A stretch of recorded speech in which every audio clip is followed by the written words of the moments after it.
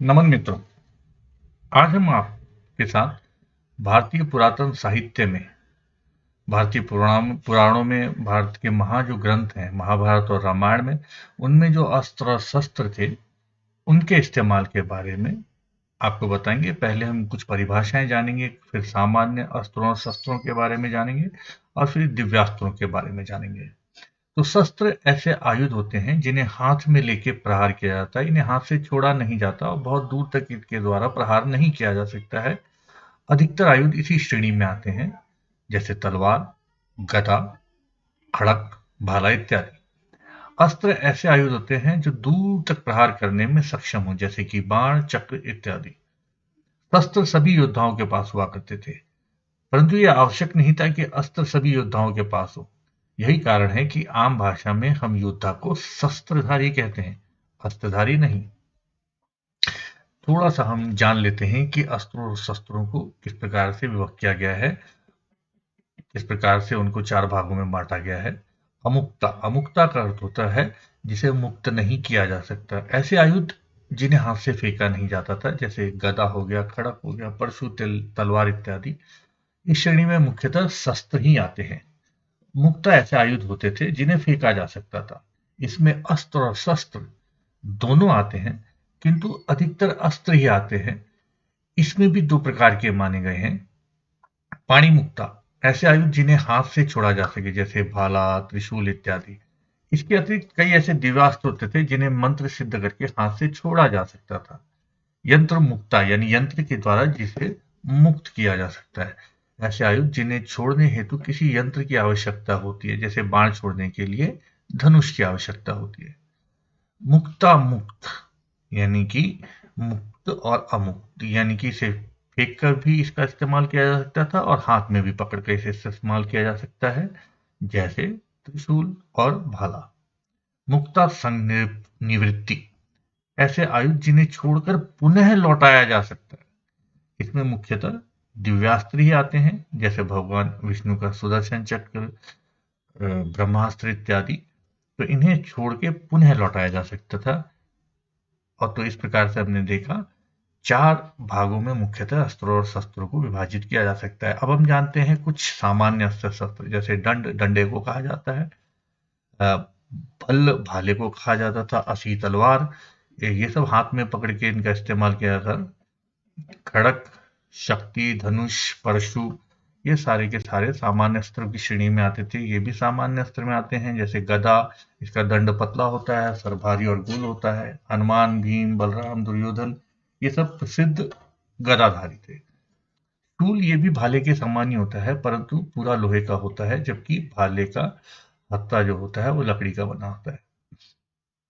त्रिशूल ये भी शूल का एक विकसित रूप है, जिसमें तीन फल होते हैं। तोमर, यह बाण का बड़ा रूप है।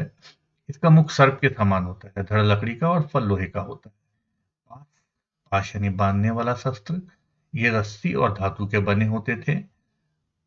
वज्र, इसका धड़ जो है वजनदार होता है, सिर पे कई नुकीले फल निकले होते हैं, जैसे इंद्र का वज्र। मूसल, एक हल्का गधे का स्वरूप जिसे फेंक कर मारा जाता था। मुगदर, ये गधे का आधुनिक रूप है, अधिकतर आपको व्यायामशालाओं में दिख जाएगा, वहां अखाड़ों में इसका इस्तेमाल होता है। चक्र गोल आकार का होता है, इसका फल बड़ा तेज होता है, जैसे भगवान कृष्ण का सुदर्शन चक्र। भिंदीपाल, ये धनुष का आधुनिक रूप है, मुख्यतः इस यंत्र से लोहे के बाण छोड़े जाते हैं। इन बाणों को नारक भी कहा जाता है। शंकु, हिंदी में बर्छी कहते हैं, भाले का ही एक रूप होता है। कुंटा या हल, बलराम जी मुख्यतः इसका उपयोग करते थे। अब थोड़ा सा हम दिव्य अस्त्रों के बारे में जानेंगे, जिनको लेके आज के समाज में काफी अ, चर्चा, परिचर्चा और डिबेट होती है कि इस प्रकार के अस्त्र संभव नहीं थे, परंतु कम से कम उन्होंने इमेजिनेशन भी करी थी, उन्होंने इनके बारे में सोचा भी था।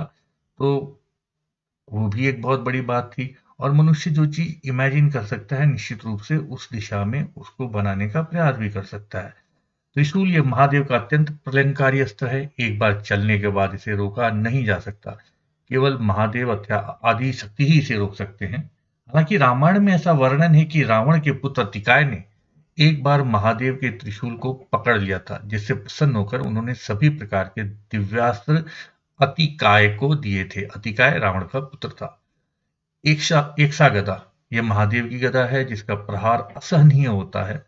शिव पुराण में इसका वर्णन है। इसका प्रहार करोड़ों गजों के प्रहार के बराबर होता है। गिरीश तलवार, ये भी महादेव की दिव्य तलवार है जिससे देवता भी अपनी रक्षा नहीं कर सकते। जयंत बेल, भगवान शिव का ये अद्भुत शूल है जो संसार की हर वस्तु को भेज सकती है। माहेश्वर चक्र, भगवान शंकर का चक्र जो सुदर्शन चक्र की ही भांति शक्तिशाली है। कई जगह यह भी वर्णन है कि उन्होंने यही चक्र भगवान विष्णु को प्रदान किया था जो बाद में सुदर्शन चक्र के नाम से प्रसिद्ध हुआ। शिव कवच, भगवान शंकर का कवच है जिसे पाशुपत अस्त्र के अतिरिक्त संसार में कोई शक्ति नहीं भेज सकती। महादेव के रुद्रास्त्र से भी यह कवच ही रक्षा कर सकता है। शिव वज्र, भगवान शंकर का वज्र जो देवराज इंद्र के वज्र से 100 गुना अधिक शक्तिशाली है। शिव प्रहम, भगवान शंकर का पास जिससे स्वयं यम भी नहीं बच सकते हैं। कौमुद की गदा, ये नारायण की मार्ग गदा थी जो सबसे शक्तिशाली गदा मानी जाती है। इसका कोई प्रतिकार नहीं था। महाभारत में एक श्री कृष्ण के पास थी जिससे उन्होंने दंत्र वक्र का वध किया था।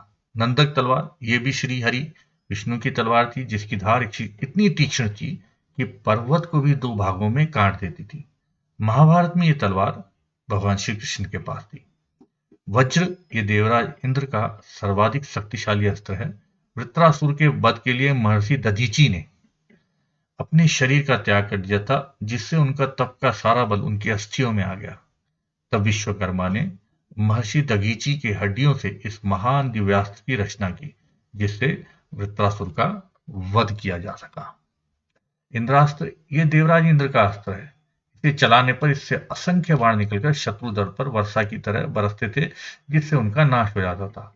महाभारत में अर्जुन ने इसका प्रयोग युद्ध के 14वें एवं 17वें दिन क्रमश सुरक्षण एवं संसप्तकों का अंत करने के लिए किया था। वासवी शक्ति, ये वज्र के बाद देवराज इंद्र का सबसे शक्तिशाली अस्त्र है। इसका उपयोग केवल एक ही बार किया जा सकता है किंतु एक बार छूटने के बाद यह शत्रु का वध करके ही वापस इंद्र के पास लौटता है। रामायण में मेघनाथ ने इसी शक्ति का प्रयोग लक्ष्मण पर किया था जिससे वे अचेत हो गए थे। महाभारत में शक्ति केवल कर्ण के पास थी जिसका प्रयोग वे अर्जुन पर करना चाहते थे परंतु कृष्ण ने उसका प्रयोग घटोत्कच पर करवा दिया था जिससे अर्जुन के प्राण बच गए थे। प्रसोपास्त्र, ये विशेष अस्त्र था जिसके जनक वसु माने जाते हैं। यह भी अचूक अस्त्र था जिसके चलाने पर शत्रु की पराजय निश्चित होती है। आज तक के इतिहास में केवल गंगा पुत्र भीष्म ही ऐसे थे जिनके पास यह दिवास्त्र था। उन्होंने परशुराम के विरुद्ध युद्ध में इसे चलाना चाहा था परंतु देवताओं ने ऐसा करने से मना कर दिया। इसके बाद परशुराम जी ने अपनी पराजय स्वीकार कर युद्ध बंद कर दिया था। मानवास्त्र, ये ब्रह्मपुत्र मनु का अस्त्र था जो योद्धा को युद्ध क्षेत्र से कई योजन दूर फेंक देता था। श्री राम ने इसका उपयोग मरीच पर किया था जिससे वो 100 योजन दूर समुद्र के पार जा गिरा था। वरुण पाश, ये वरुण देवता का अस्त्र था जिससे स्वयं देवता भी नहीं बच सकते थे। एक बार इसमें बंधने के बाद शत्रु मुक्त नहीं हो सकता था। रामायण में यह अस्त्र श्री राम और मेघनाथ के पास था। महाभारत में अर्जुन ने इसे वरुण देव से प्राप्त किया था। यमपाश, ये मृत्यु के देवता यमराज का अस्त्र था जो एक बार जकड़ लेने के बाद प्राण लेकर ही छोड़ता था। रामायण में यह अस्त्र रावण और मेघनाथ के पास था। यमराज ने इसका प्रयोग रावण पर भी किया था परंतु ब्रह्मदेव के वरदान से वो रावण को कोई क्षति नहीं पहुंचा सका था। ये आगे बढ़ते हैं। ब्रह्मपाश, परम पिता ब्रह्मा का पास जिससे छूटना असंभव है। भार्गवास्त्र, यह महासंहारक अस्त्र था जिसकी रचना भगवान परशुराम ने की थी। महाभारत में यह अस्त्र केवल कर्ण के पास था जो उन्हें परशुराम से प्राप्त हुआ था। परशुराम जो थे वो कर्ण के गुरु थे। नागास्त्र, ये नागों का अस्त्र था जिसके प्रहार से भारी मात्रा में नाग उत्पन्न होते थे और शत्रुओं को अपने दंत से मार डालते थे। रामायण और महाभारत में ये कई योद्धाओं के पास था। अर्जुन ने इसका उपयोग सुशर्मा पर किया था और अर्जुन को यह अस्त्र उनकी पत्नी उलूपी जो नागराजों की कन्या थी उसने दिया था। गरुड़ास्त्र, यह नागास्त्र का निवारण अस्त्र था जिससे अनेक गरुड़ उत्पन्न होते थे और नागों को खा जाते थे। रामायण में यह श्री राम के पास और महाभारत में अर्जुन के पास था। श्री राम ने इसका उपयोग लंका के युद्ध में किया था। अंबिका अंजलि का अस्त्र, ये देवराज इंद्र का अस्त्र था, जो कवच होते हुए शत्रु का सिर काट लेता था। कुछ स्थानों पे ऐसा वर्णन है, लक्ष्मण जी ने इसी अस्त्र का प्रयोग करके मेघनाथ का वध किया था। हालांकि अधिकतर स्थानों पर मेघनाथ का वध ब्रह्मास्त्र से हुआ माना जाता है। महाभारत में अर्जुन ने कर्ण का वध इसी दिव्यास्त्र से किया था, वायव्यास्त्र। ये पवन देव का अस्त्र था, जो युद्ध क्षेत्र में भयंकर बवंडर उत्पन्न करता था, जिससे सेना आकाश में उड़ जाती थी। महाभारत के 14वें दिन अश्वत्थामा ने घटोत्कच के पुत्र अंजन पर्व की माया को तोड़ने के लिए इस अस्त्र का उपयोग किया था। श्री राम ने इस अस्त्र से राक्षसों की सेना का ध्वंस कर दिया था। शैलास्त्र, ये वायव्यास्त्र का निराकरण अस्त्र था, जिसे बवंडर का नाश हो जाता था। रामायण में ये श्री राम और मेघनाथ के पास था। महाभारत में कृष्ण और अर्जुन के पास था। सूर्यास्त्र, ये भगवान सूर्य नारायण का अस्त्र, जिससे अंधकार समाप्त हो जाता था। ये जल स्रोतों को सुखा देता था। रामायण और महाभारत में कई योद्धाओं के पास यह अस्त्र था। अर्जुन ने युद्ध के 12वें दिन इसी अस्त्र का प्रयोग कर शकुनी को परास्त किया था। मेघवान अस्त्र, ये देवराज इंद्र का अस्त्र था, जिससे सुरक्षा कवच बनाकर अस्त्रों की वर्षा से योद्धा को बचाता था। साथ ही यह अस्त्र किसी भी माया को काटने के लिए प्रयुक्त होता था। रामायण में लक्ष्मण जी ने इसी अस्त्र का प्रयोग कर मेघनाथ की माया को समाप्त किया था। महाभारत में अर्जुन के पास भी यह अस्त्र था। मोहिनी अस्त्र, ये श्री हरि का अस्त्र था, जिससे माया का भ्रम उत्पन्न होता था। अर्जुन ने यह अस्त्र निवात कवच के विरुद्ध युद्ध में उसकी माया को काटने के हेतु प्रयोग किया था। त्वष्टास्त्र, त्वष्टास्त्र ये आदित्यों में से एक त्वष्टा का अस्त्र है, जिसे शत्रु पर चलाने से वे एक दूसरे से ही युद्ध करने लग जाते थे। रामचरितमानस के अनुसार इसी अस्त्र का प्रयोग करके श्री राम ने खरदूषण के 14,000 योद्धाओं का नाश किया था। सम्मोहनास्त्र, यह अस्त्र युद्ध में शत्रुओं को अचेत कर देता था। रामायण और महाभारत में यह अस्त्र कई योद्धाओं के पास था। अर्जुन ने विराट युद्ध में इस अस्त्र का प्रयोग कर कौरव सेना को सुला दिया था। जब उनका वनवास खत्म हो रहा था और वो अज्ञातवास में विराट के पास थे, तब वहां पर विराट के यहाँ जब कौरव उनकी गाय चुराने आए थे, तब उस वक्त अर्जुन ने इसका उपयोग किया था। लेकिन भीष्म पर इसका कोई असर नहीं हुआ। युद्ध के 6ठे दिन दुष्टद्युम्न ने इसका प्रयोग कौरव सेना पर कर उन्हें अचेत कर दिया था, किंतु द्रोण ने प्रजनास्त्र के प्रयोग से उसका निदान कर दिया था। प्रजनास्त्र ये सम्मोहनास्त्र की काट थी, जिससे चेतना वापस आ जाती थी। रामायण और महाभारत में यह अस्त्र कई योद्धाओं के पास था। द्रोण ने इसका प्रयोग युद्ध में किया था। महाभारत में विद्युत भी ये महादेव का अस्त्र था, जिसे उन्होंने परशुराम को दे दिया था। इसी अस्त्र के कारण वे राम से परशुराम कहलाए। ये भी अति संहारक अस्त्र था, जिससे परशुराम ने 21 बार क्षत्रियों का नाश किया था। बाद में परशुराम ने इस अस्त्र को भगवान श्री गणेश को दे दिया था। चंद्रहास, ये भी भगवान शंकर का भयानक खड्ग था। जब रावण ने कैलाश को उठाने का प्रयास किया, तो महादेव ने अपने अंगूठे से उसे नीचे दबाया, जिससे रावण का हाथ दब गया। तब उसी स्थिति में उसने शिव तांडव स्तोत्रम की रचना की, जिससे प्रसन्न होकर महादेव ने उसे ये खड्ग प्रदान किया था। इसके साथ उन्होंने उस चेतावनी भी दी थी, यदि रावण ने इसका गलत उपयोग किया तो वो वापस महादेव के तीसरे नेत्र में लौट आएगा और उसके बाद ही रावण की मृत्यु भी समीप आ जाएगी। ये चंद्रहास का उपयोग रामायण में जब रावण सीता का अपहरण करके ला रहा था, तब जटायु के ऊपर उन्होंने इसका उपयोग किया था और यह धर्म विरुद्ध था। इसलिए जटायु के ऊपर इसका उपयोग करने की वजह से यह वापस भगवान शिव के पास लौट गया था। अब आते हैं कुछ परम दिव्य अस्त्रों के पास, जो 3 प्रमुख भगवान ही दे सकते थे, ब्रह्मा और विष्णु और महेश। सबसे प्रचलित ये ब्रह्मास्त्र है। ये ब्रह्मा के एक मुख का प्रतिनिधित्व करता था। रामायण में श्री राम, लक्ष्मण, रावण, मेघनाथ, अतिकाय, परशुराम, वशिष्ठ एवं विश्वामित्र के पास ब्रह्मास्त्र था। श्री राम ने रावण तथा लक्ष्मण ने अतिकाय और मेघनाथ का वध ब्रह्मास्त्र के द्वारा ही किया था। महाभारत में भीष्म, द्रोण, कर्ण, अश्वत्थामा एवं अर्जुन के पास ब्रह्मास्त्र था। इनमें अश्वत्थामा केवल इसे चलाना जानता था, परंतु वापस लेने की कला उसे नहीं आती थी। जब अश्वत्थामा ने उप पांडवों यानी 5 पांडवों के जो 5 पुत्र थे, उन्हें उप पांडव कहा जाता है, उप पांडवों का वध किया, तब अर्जुन के विरुद्ध उसने ब्रह्मास्त्र चला दिया था, जिसका प्रतिकार करने के लिए अर्जुन को भी ब्रह्मास्त्र चलाना पड़ा। लेकिन क्योंकि दो ब्रह्मास्त्र चले थे और इससे संपूर्ण सृष्टि का विनाश हो सकता था, तो इसके लिए देवर्षि नारद और महर्षि वेदव्यास उन दोनों महाअस्त्रों के, परम दिव्य अस्त्रों के बीच में आ गए थे।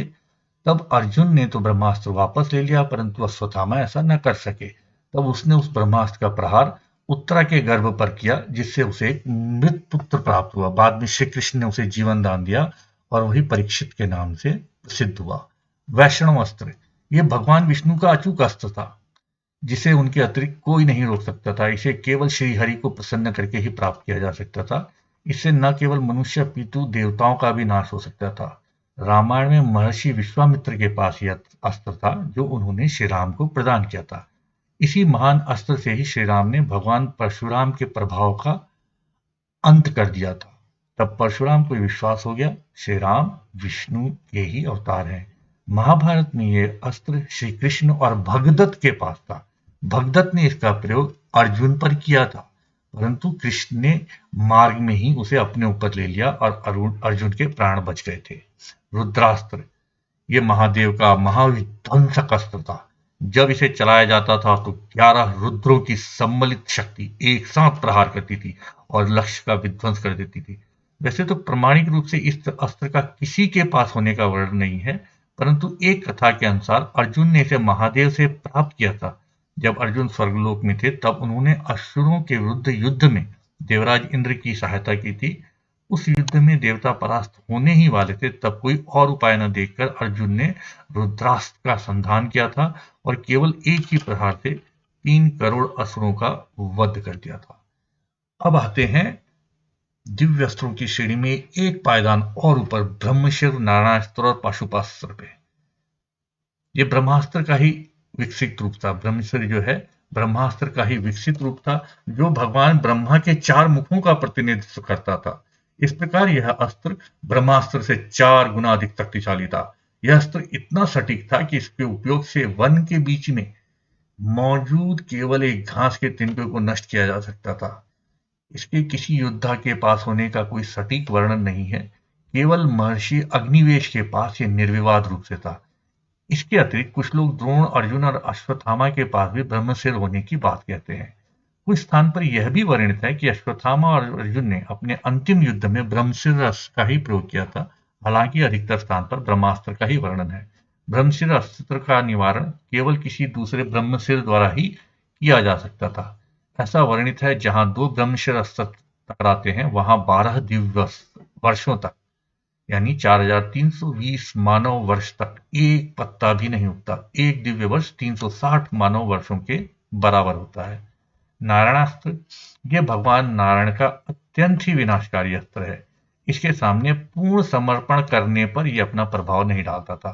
रामायण में यह अस्त्र श्री राम एवं मेघनाथ के पास था। महाभारत में यह अस्त्र श्री कृष्ण एवं अश्वत्थामा के पास था।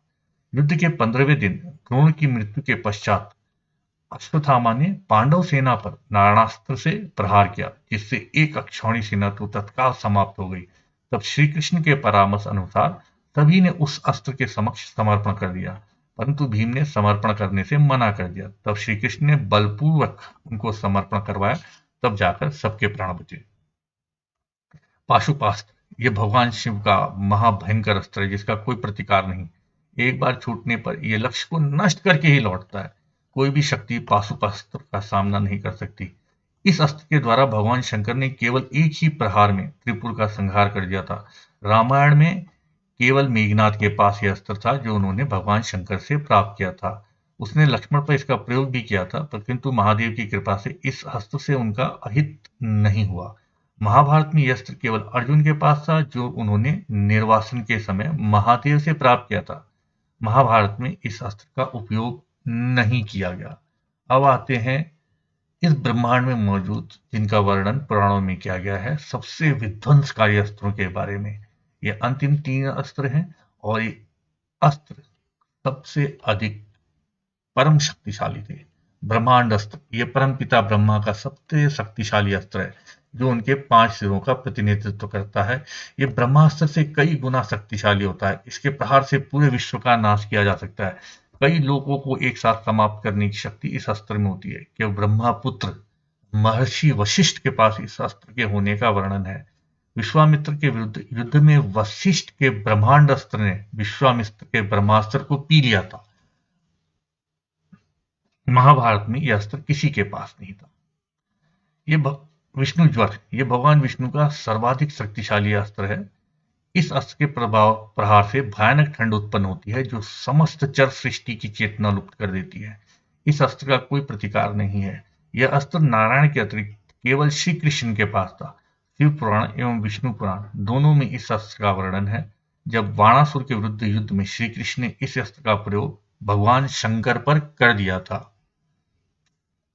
शिवज्वर, इसके बारे में, ये जो तीनों अस्त्र हैं इनका कब कब इस्तेमाल हुआ है उसके बारे में हम अगली वीडियो में बताएंगे। शिवज्वर, ये भगवान शंकर का अस्त्र है, जिसे माहेश्वर ज्वर भी कहते हैं। ये महादेव का सर्वाधिक विध्वंसक अस्त्र है। इसकी शक्ति महादेव के तीसरे नेत्र की ज्वाला के समान है, जिससे क्षण में समस्त सृष्टि को भस्मीभूत किया जा सकता है। इसका कोई भी प्रतिकार नहीं है। श्री कृष्ण द्वारा विष्णु ज्वर के विरुद्ध इस अस्त्र का प्रयोग किया गया था। विष्णु पुराण में विष्णु ज्वर को एवं शिव पुराण में शिव ज्वर को विजेता बताया गया है। ब्रह्म पुराण में वर्णित है कि संसार की रक्षा हेतु उस युद्ध को परमपिता ब्रह्मा ने मध्यस्थता करके रुकवा दिया था। इस प्रकार से जो भारतीय पौराणिक साहित्य है, भारत के जो पुराना साहित्य है, उसके अंदर बहुत प्रकार के विध्वंसक अस्त्रों का वर्णन है। हमने प्रयास किया है कि आपको अधिकतर के बारे में जानकारी देने का प्रयास करें। आशा करते हैं आपको ये जानकारी पसंद आई होगी। आपका बहुत बहुत धन्यवाद।